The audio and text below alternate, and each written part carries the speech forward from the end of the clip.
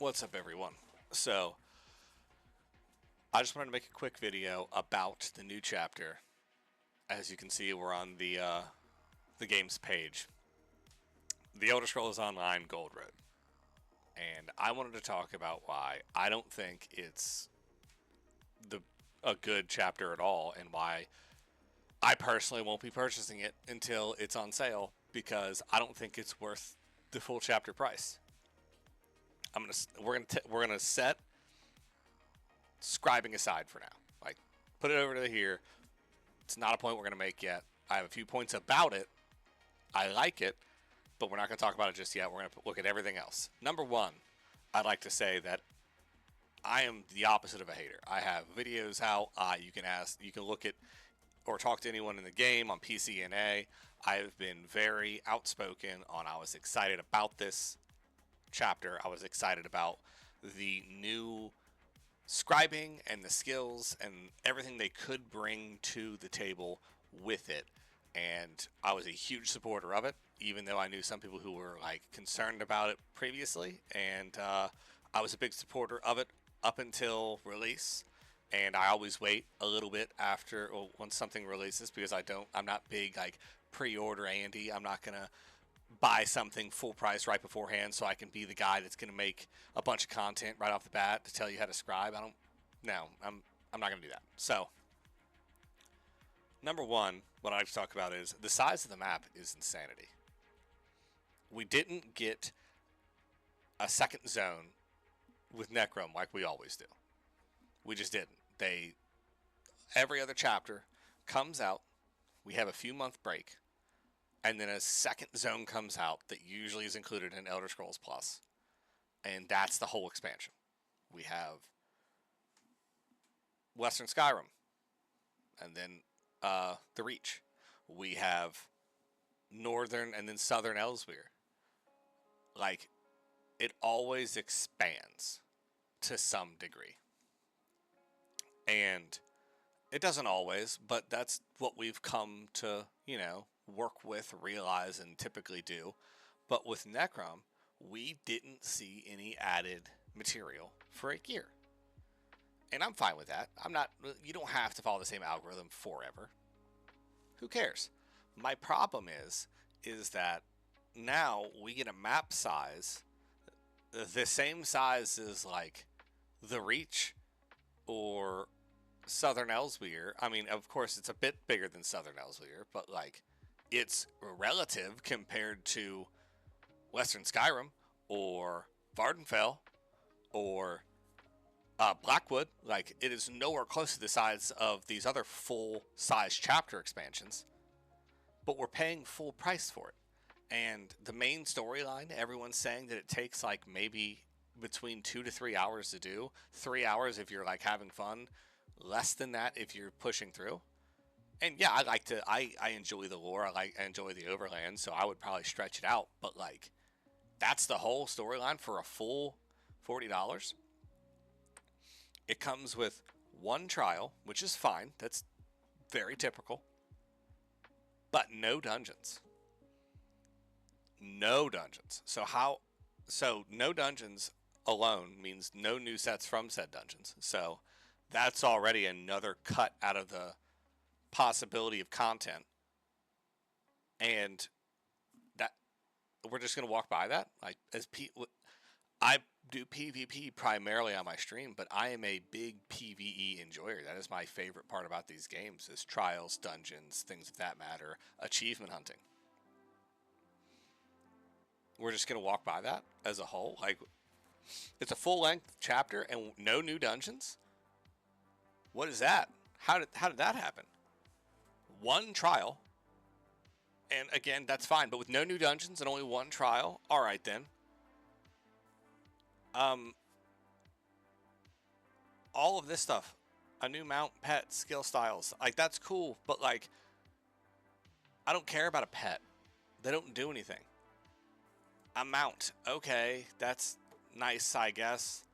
New item sets, both craftable and looted. Yeah, of course, it's a new chapter. You shouldn't even need to include that. But what you don't include is, hey, we're not giving you any dungeons. Mirrormore incursions. I can't tell you what those are. I'm assuming they're the exact same things as every other zone ever that has some sort of dolmen or harrow storm or volcanic vent. Like almost every chapter specific place has those, so at least it has that. But that's making the main page. Okay. So let's walk by the fact that it seems like it's utterly short on actual content for the rest of the game, and that it seems like almost all of PvE players are just being left out on this chapter. We'll walk by that. Let's talk about how it seems like, and from what everyone's been talking about, that the skill scribing is going to heavily change the meta of a lot of PvE playing. Like, I've already seen the healing staff alt scribing changes that it's going to make ball groups just even more impossible to fight. Healing should have been nerfed and changed in PvP well before now. But that's another topic for another day. Right now, what I'm trying to point out is it seems like this is the first time they completely walked by PvE and the actual game itself to put their thumb on PvP players who haven't been putting their money in. Because a lot of you may not know if you're PvE players, but for PvP, if you want to play in Cyrodiil, all you need is the base game. That's it. $20 and you're in. $20, you have an account. With that account, you can, if you have a main account and you're doing a full-blown alt account, which doesn't, according to who you're talking to, may or may not be against TOS. We don't know. But if you have an alt account, you pay $20 for the game, and you can play in Cyrodiil. You don't need Elder Scrolls Plus. You don't need an add-on. That's all. You just need the base game. And if you're already friends with people in guilds,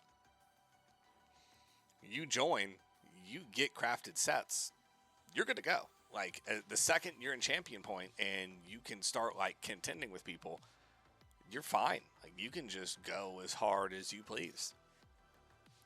And there was no barrier to entry with that. It was $20 on base game and that's it. So it seems to me like this game, although it seems like it may be fun, it also seems a lot more like a two-sided knife here, where it's more along the lines of, yeah, it might change the game a lot for PvP, but it also seems more like they're just making it harder to play the game without a bigger investment, because they realized they were missing a huge market of PvP players that were just base game owners, and that's all.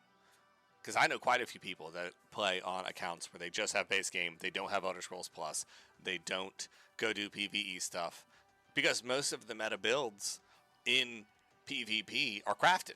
Like, that's just the reality of it. Of course, you have a lot of people, like I'm one, that I'll release build videos with dungeon sets in there or like specific item sets, but like for the most part, it's crafted sets. And crafted sets aren't locked behind anything. You can just own base game and use a crafted set. Doesn't matter. So like, that being said, you can make an alt account right now and join, I don't know, let's say a big PvP guild that your main account's on, and just tell them like, hey, I'm making an alt. Rejoin, and as long as it's got a fully stocked guild house, it's just a matter of getting someone to transfer you or sending your own items in the mail to power level your own crafting, and you can make the stuff yourself. And I think that Gold Road is, I think that the reason that they focus so heavily on all of their skills being purposefully more PvP oriented is about trying to get people to have another barrier to entry for the last part of the game where it was completely feasible to play it on a base game account. Just how I feel about it. I think that the chapter's not worth the $40. I think that with it having such a small map, no dungeons, limited sets and content and mobs, I've already been spokenly aggravated about how all of Necrom and its dungeons and the Infinite Archive just reused all the old bosses. Once the like cutesy, like, oh, it's the archive because it's the archive of the game. Once that wore off and I realized that devs just didn't design new stuff, I was like, okay, great. Thanks for reusing everything. And now they're doing this where it's almost no PvE content, and it's just purely making a barrier to entry for PvP players. It just seems like a slap in the face for $40. So that's just my feelings. That's my opinions about it. I could be wrong. They could make alterations to things in the near future. That's common for hot patches to come once they realize certain things are way broken or anything. But at the moment, my first impressions, I don't think it's worth it. I don't think anyone else should be just knee-jerk investing into it. And I think that it's kind of an underhand tactic to force people to spend more money when they don't want to. So yeah, let me know what you think. Like, subscribe, stop by the channel. Thanks, everybody.